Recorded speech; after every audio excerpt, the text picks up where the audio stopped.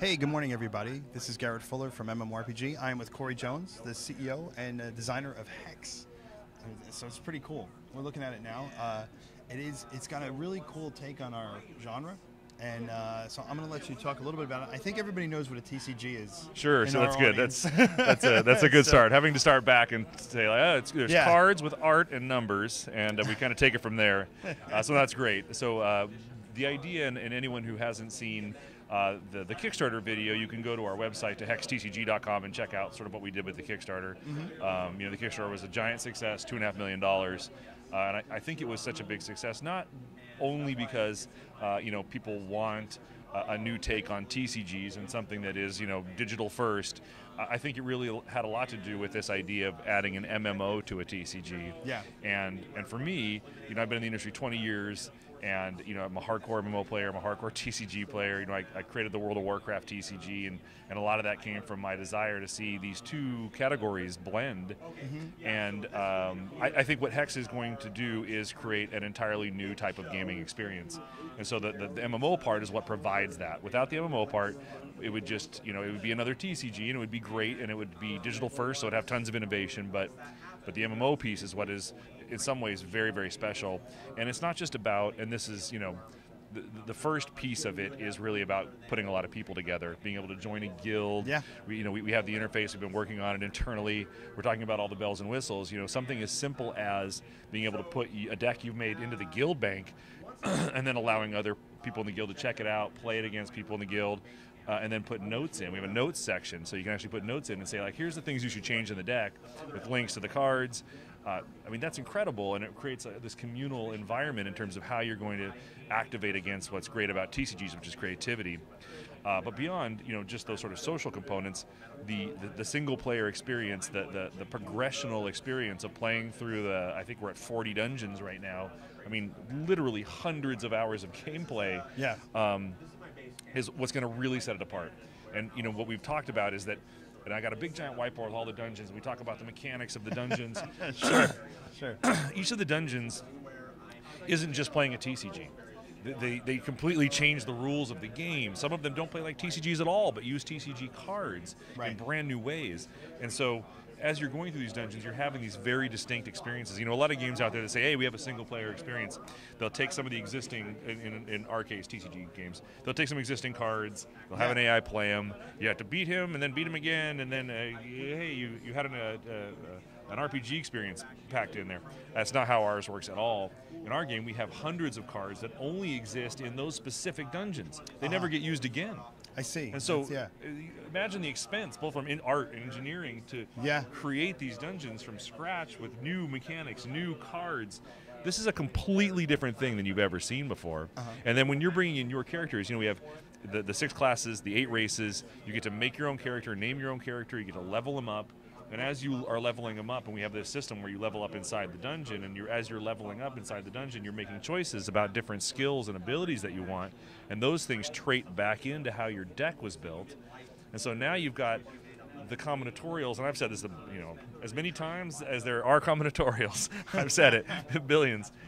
It just creates this very, very unique gameplay experience. So beyond progression, leveling your guy up, the other component is equipping him, and that's in some ways. Yeah, that was a big deal. Right? Yeah, in some ways, that's an even bigger part of your character's progression. Is your progression of your account, because you have a keep, and your keep holds all of your champions, and you're the lord of that keep.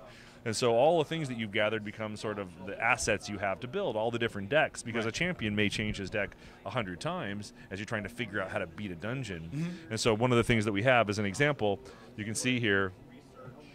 You've got your champion in the PvP setting, but as you can see, we have the 6 pieces of equipment, and next to each card is these 2 little boxes that are blank right now. Now they're not going to be blank forever. That's coming soon. That in each of those boxes will be one of the pieces of equipment, and so you talk about very cool things like what does it do when you have a piece of equipment? Well, some of the stuff that it may do is allow you to have 6 copies of that card in your deck as opposed to 4. It may double the damage that it does. And when it gets to, and you can see some examples online, the equipment piece, we tried to just go crazy and come up with the coolest, most innovative, fun mechanics possible. And that's where equipment really becomes very, very special. And so your progression isn't just about your skills and your talents, it's about what equipment you put on. And as you can see, you've got a lot of cards, and you can only pick 6 pieces of equipment. So, yeah. you know, the Mushwaki, I love him. I'm going to wear both pieces of equipment, so I make him special so that every rabbit that I eat, every shin hair that I eat to get the +3/+3 actually goes back into my hand instead of going into my graveyard. Crazy stuff like that. Right. But then that only leaves 4 pieces of equipment left for you to put onto, you know, Murder or Wild Growth. Mm-hmm. So the RPG piece of it, the storytelling piece of it, is a huge, huge focus for us. Sure. I mean, you know, my writer, Mike Kirchhoff, and I work you know, all the time on building the lore of this game, the stories we want to tell in this game. You know, I'm very, very passionate about TCGs and about the competitive side of this. I mean, I have dedicated people I've hired right now that only work on esports, and we don't even have the esports program announced yet. Right. And and so as much as I'm, you know, excited about all the things this game can do and can be, the storytelling, that's the part that's closest to my heart. Like, you know, yeah. I am a storyteller, and I want us to build this amazing high fantasy world sure. and have people exploring it, and that's what we do in PvE. I think the beauty of the story is that every card that comes out of that story has depth to it now. Yes. And that's what you're adding. And let me show you. So one of the things that's talking about a digital-only feature, and how cool is this? So talk about storytelling. Mm-hmm.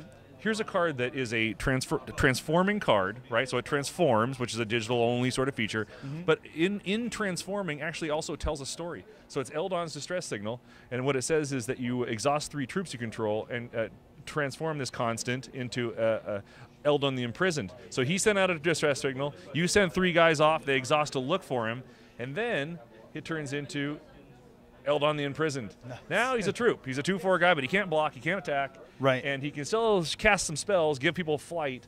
But if you have 3 guys actually do damage to the opposing champion, they break him out of jail, and he turns into, if I click it, Eldon the Liberated. Nice. So now he's out, and he's pissed. Yeah. So now he's a 2/4 flyer, and all your guys, when they attack and do damage, each of them draws you a card. So super powerful effect. Sure. But in that little 3-piece card, we told a bit of a story. Oh, and yeah, absolutely. And the flavor text on all these things actually goes back in and helps with that.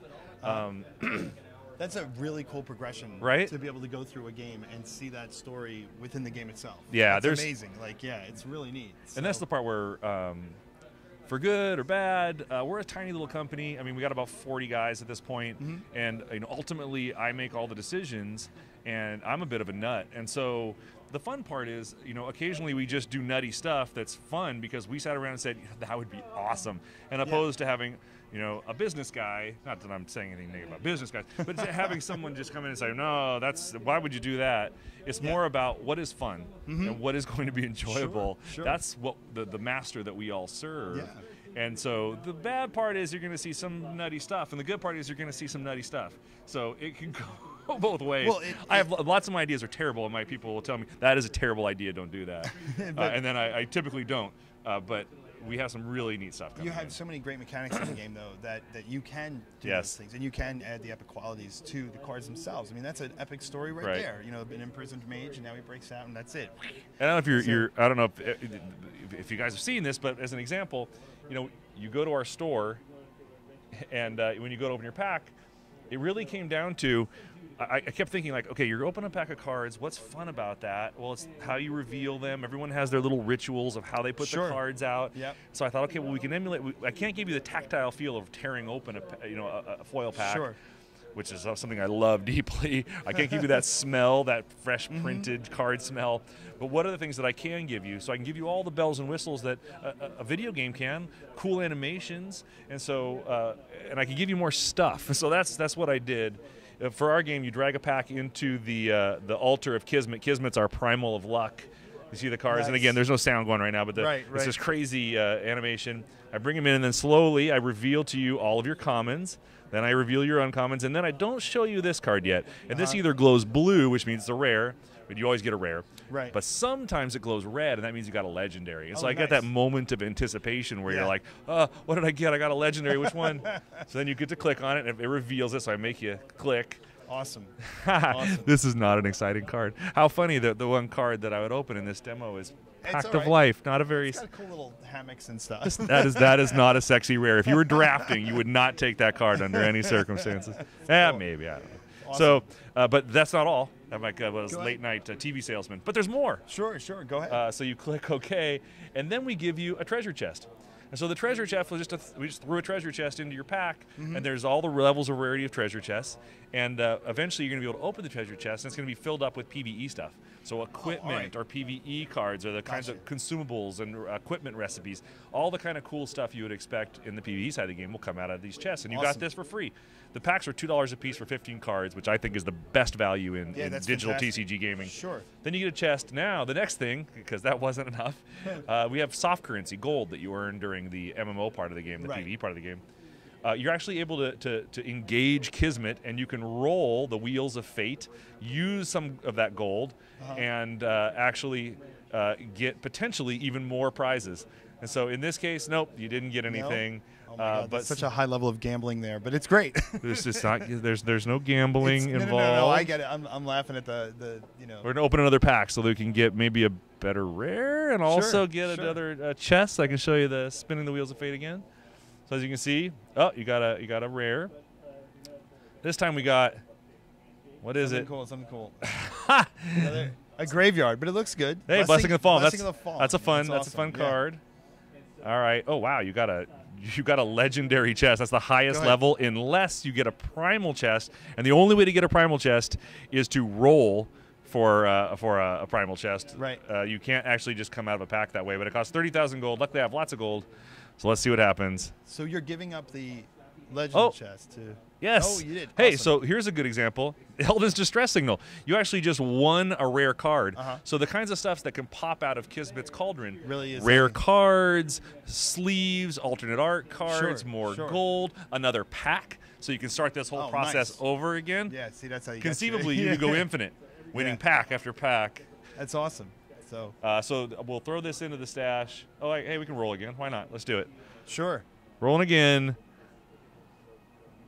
Nope, I think that's it. So we put it into our stash, and then occasionally, as if that wasn't enough, occasionally when you're buying packs, you're going to get a primal pack. And the primal pack, actually, which is over here, the primal pack, if you drag this in, different kind of a thing, because you actually just get 15 rares or legendaries.